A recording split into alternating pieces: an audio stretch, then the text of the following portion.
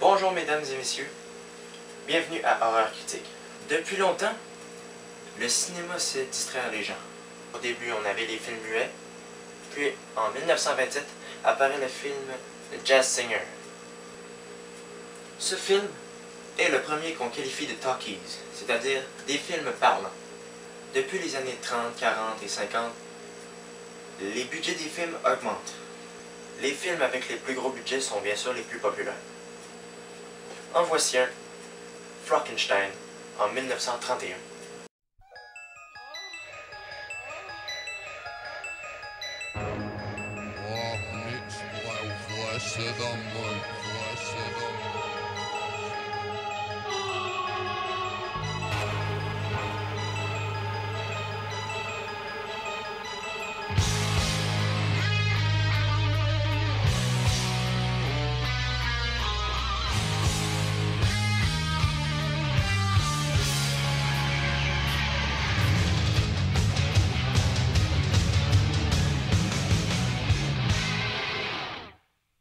Dr. Henry Frankenstein et son assistant Fritz exhument un cadavre et l'amènent dans leur laboratoire. Le docteur confie à son assistant la tâche d'aller récupérer un cerveau. Cependant, Fritz fait l'erreur de prendre un cerveau anormal et il le ramène à son maître. L'expérience du Dr. Frankenstein est de créer la vie artificielle à partir de morceaux de cadavre qu'il récupère.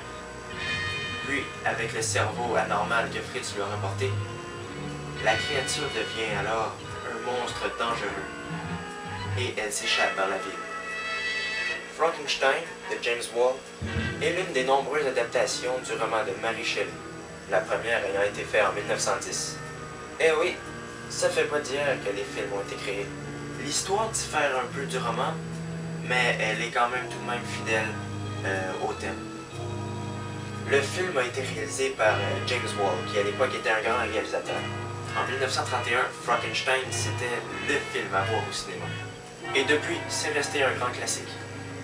Cependant, certaines scènes ont été censurées, comme celle-ci, parce qu'elle était jugée trop violente pour l'époque. No, you're hurting me! No!